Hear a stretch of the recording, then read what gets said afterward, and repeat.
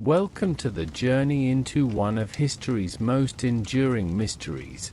Long after humanity had learned how to endure the cold and survive endless movement, the world began to change in quieter and more subtle ways. The ice slowly retreated from many lands, seasons became more predictable, rivers flowed longer without freezing, and fertile soil emerged where nothing but stone and ice had existed before. Humans did not recognize this shift as progress, they simply responded to what the land offered.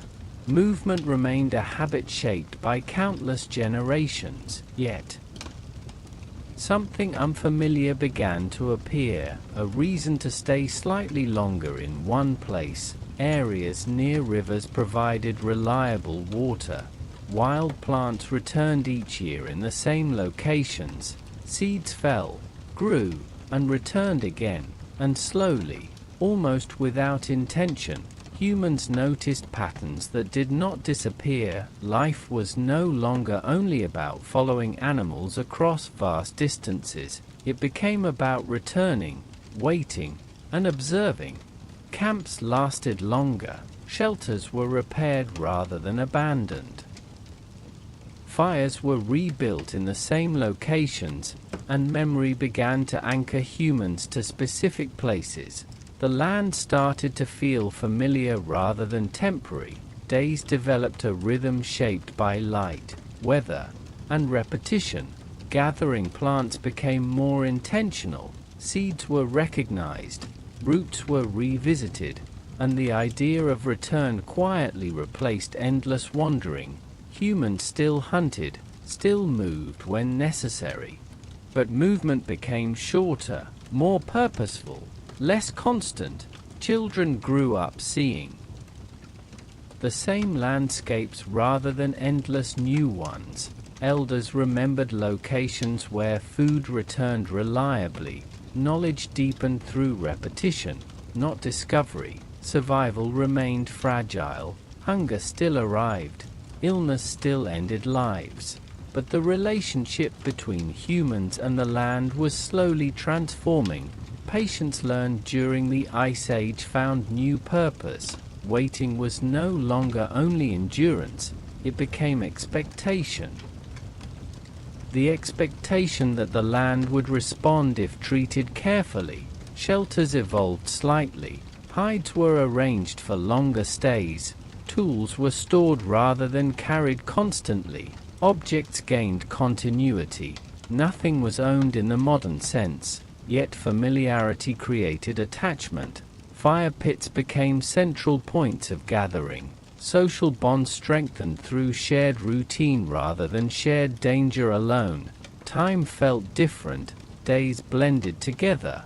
Seasons became noticeable, not just endured.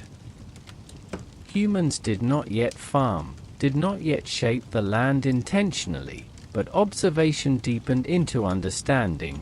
The land was no longer only something to survive within, it became something to remain with, and as humans rested near rivers and open fields, watching plants return season after season, a quiet shift began, one that would slowly change the way humanity lived.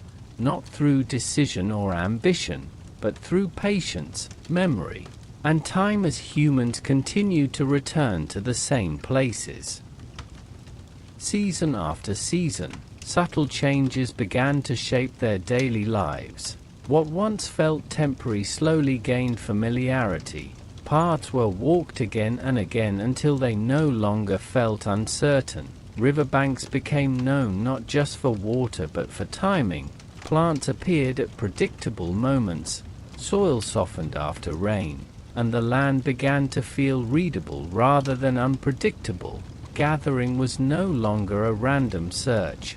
It became a careful routine. Certain areas were visited first, certain plants were favored, and seeds were recognized not as objects, but as signs of return. Humans did not yet understand growth, but they understood repetition. They noticed that where seeds fell, plants followed, and where plants thrived once, they often returned again. Camps lasted longer. Shelters were repaired instead of rebuilt. Stone tools were left behind with the expectation of return. Fire pits became central, marked by layers of ash and memory.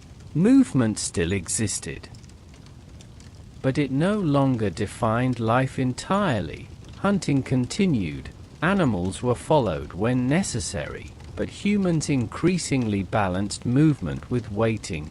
Energy was spent more carefully. Patience learned during colder ages now served a different purpose. Waiting was no longer only endurance, it became observation. People watched the land respond to time. Rain changed the soil, sunlight changed growth, absence changed behavior. Knowledge accumulated quietly, not through instruction, but through habit. Elders remembered which locations provided food longer, which river bends flooded gently rather than violently, which open fields produced more plants after rain. Children grew within these repeating environments, learning through familiarity rather than constant change. Social bonds strengthened through shared routine. Daily tasks repeated: gathering, repairing, resting, watching. The rhythm of life slowed further. Days blended together. Seasons became clearer. Humans began to sense time not just as passing, but as cycling. The idea of leaving became less immediate. Leaving meant losing familiarity, and familiarity meant safety. Survival remained fragile. Illness still claimed lives. Hunger still arrived without warning. But there was a growing sense of continuity. Tools improved slightly through repetition. Baskets were woven to carry more plants. Storage became possible for short periods. Food was saved briefly rather than consumed immediately. This small delay changed behavior. Planning emerged quietly, not as intention, but as response. Humans began to protect certain areas unintentionally, avoiding overuse, returning when growth allowed. Cooperation became more organized. Tasks were shared naturally. Some gathered while others watched children or repaired shelters. Leadership did not exist as authority, but experience began to matter more. Those who remembered more were listened to more. Memory became valuable, not symbolic, but practical. The land was no longer just space, it was relationship. Humans did not shape it yet, but they adjusted to it carefully, and within this slow adjustment, a deeper transformation was forming. The transition from movement to presence, from survival alone to continuity, setting the foundation for a way of life that would soon change humanity forever over time. The repeated return to familiar land began to change not only behavior but perception. Humans no longer saw plants simply as things to be gathered and consumed. They began to recognize stages, moments when leaves were tender, when seeds were full, when roots were strongest. And this quiet awareness slowly reshaped daily routines. Gathering became more selective. Certain plants were protected unintentionally. Trampled areas were avoided. Favored spots were left undisturbed longer, not out of planning, but because experience suggested patience brought better results. Seeds collected during one season were sometimes dropped near camps, sometimes forgotten, sometimes spilled near resting places, and when plants returned in those same locations, the connection was noticed, not understood scientifically, but remembered practically. Camps became seasonal anchors, places revisited at the same time each year. Shelters improved slightly, stones were placed more carefully, windbreaks were reinforced, storage pits appeared shallow and temporary, allowing food to last a little longer. this extension of availability. Altered behavior, urgency softened, time felt less compressed. Humans began to wait with expectation rather than anxiety. Hunting still played a role, but gathering grew more central, providing stability when animals were scarce. Cooperation adapted naturally. Some focused on gathering, others watched over stored food. Children remained closer to camp, growing up surrounded by familiar tools, repeated tasks, and recognizable landscapes, learning through repetition rather than instruction. Memory expanded beyond survival moments. It now included anticipation, knowing where food would likely appear before it was visible. Elders became carriers of seasonal knowledge, not through authority but through experience. Their observations guided movement and waiting. Subtle rituals formed without symbolism. Simple habits repeated year after year, returning to the same spots, clearing small areas of debris, unintentionally preparing the land for growth. Soil loosened through repeated footsteps, seeds pressed into earth by movement and rain. Growth improved slightly, and this improvement was noticed, not as cause and effect, but as preference. Humans returned where plants grew better, reinforcing the cycle. Patience deepened, days slowed, attention focused on subtle changes, the color of leaves, the softness of soil, the timing of rain. Time itself became layered, not just passing, but remembered and expected. Illness and loss remained constant. Life was still fragile, but stability increased just enough to allow reflection without words. People stayed longer, rested more, observed more, and within this stillness, intention quietly began to form, not as a decision to farm, but as a growing relationship with land that responded to care. Humans did not yet control growth, but they had begun to influence it, and this influence, though unnoticed at first, marked a turning point. The moment when humanity started to shape its environment not through dominance or force, but through presence, repetition, and patience, setting the stage for a transformation that would soon redefine how people lived, ate, gathered, and remained as seasons continued to repeat and familiar lands were revisited year after year. The relationship between humans and the earth deepened in ways that were quiet but transformative. What had once been accidental influence slowly became intentional care, though still without words or formal understanding. Humans began to recognize that certain actions led to more reliable outcomes. Small clearings near camps were maintained not for beauty but for visibility and ease of movement. Stones were moved aside, branches removed, and soil loosened simply because it made daily life easier. Yet these small acts allowed plants to grow more freely. Seeds that fell into softened earth returned stronger, taller, and more numerous, and this change did not go unnoticed. People remembered where growth was better, where effort was rewarded, and they returned again and again, reinforcing the cycle. Patience learned through countless generations of survival now found a new expression. Waiting was no longer passive, it became attentive. Humans watched the land closely after rain, noticed how soil darkened and softened, how shoots emerged gradually, how timing mattered. Seeds planted too early vanished, seeds placed later returned, and through this repetition, knowledge accumulated without being named.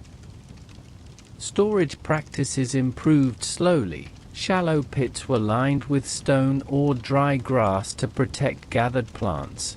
Food lasted slightly longer, allowing humans to remain in one place for extended periods. This extended presence changed social structure. Daily routines became more predictable. Mornings were shaped by gathering and observation, afternoons by tool repair and quiet work, evenings by shared meals and rest near fire.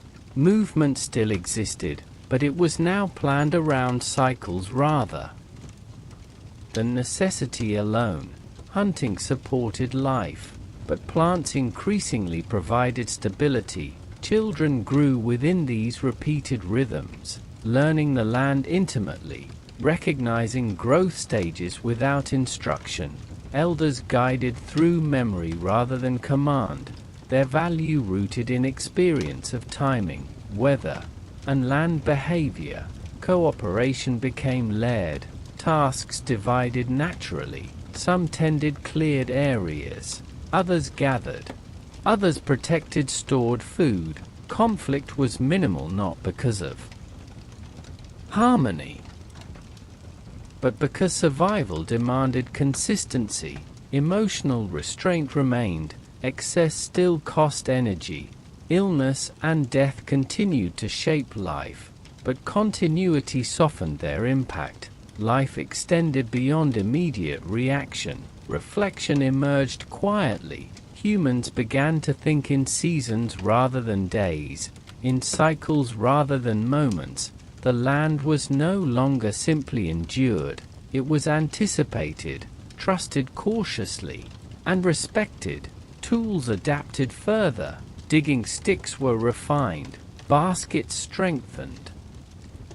Cutting tools improved for harvesting rather than only hunting. These changes were practical rather than innovative, shaped by repeated need rather than creativity. And within this slow refinement, agriculture began to take form, not as an invention, but as a relationship. Humans did not yet see themselves as farmers, but their actions increasingly shaped growth, influencing where plants thrived and where they failed. Settlement deepened.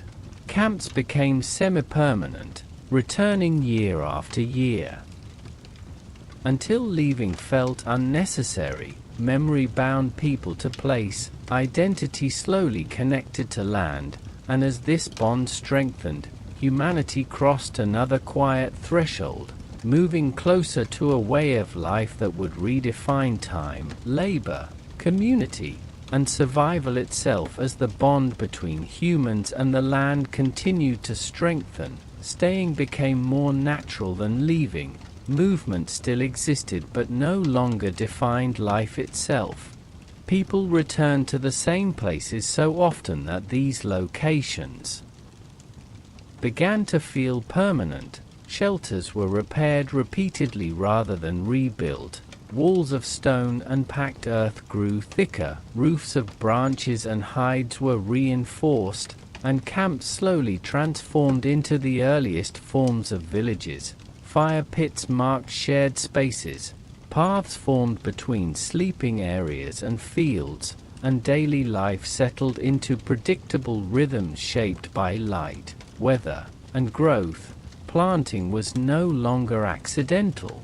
Seeds were placed intentionally into prepared soil, not with an understanding of science, but with memory and expectation. Humans remembered which seeds returned strongest, which soils held moisture, which locations received enough sun, and these preferences guided behavior season after season. Agriculture emerged quietly, without ceremony or declaration. It was simply the continuation of patience applied to land. Food production became more reliable, storage improved. Surplus appeared briefly, allowing communities to remain together longer. Social structures suggested themselves naturally, not through hierarchy but through function. Some individuals focused more on tending plants, others on tool making, others on watching children or protecting stored food. Cooperation deepened, interdependence increased, and daily routines became more layered. Time was now experienced in longer stretches, not just days or seasons, but years marked by planting and harvest. Memory extended forward as well as backward. Humans planned without naming. Plans, anticipation replaced constant urgency, yet life remained fragile. Illness still spread, crops could fail, weather could change unexpectedly, but resilience increased through shared effort and accumulated knowledge. Tools specialized further. Sickles appeared for harvesting, grinding stones for processing grain, containers for storing food, each shaped slowly through repetition rather than innovation. Children grew up within stable environments, learning roles naturally. Elders preserved seasonal knowledge, guiding decisions through experience rather than authority. Belief systems may have begun to form quietly, tied to land, growth, and cycles, not yet gods or stories, but habits of respect and repetition. Humanity's relationship with nature transformed from constant reaction to careful participation. The land was no longer simply survived within. It was worked gently, observed closely, and relied upon cautiously. Villages anchored people to place, identity slowly connected to soil, water, and harvest, and with this connection came responsibility. Humans learned that care influenced outcome. Neglect led to loss. Agriculture reshaped not only diet but time itself. Life slowed further. Days filled with repeated tasks. Seasons guided effort. Generations overlapped within the same spaces. Continuity replaced constant movement, and as smoke rose gently from settled hearths and fields stretched quietly beyond village edges, humanity entered a new chapter, not through conquest or sudden invention, but through patience, memory, cooperation, and time, carrying forward lessons learned through cold, hunger, waiting, and observation. And as night fell over early fields and resting villages, the world remained calm, vast, and patient, allowing humanity to grow slowly, deliberately, and quietly into a future rooted in the land it had learned, at last, to stay with.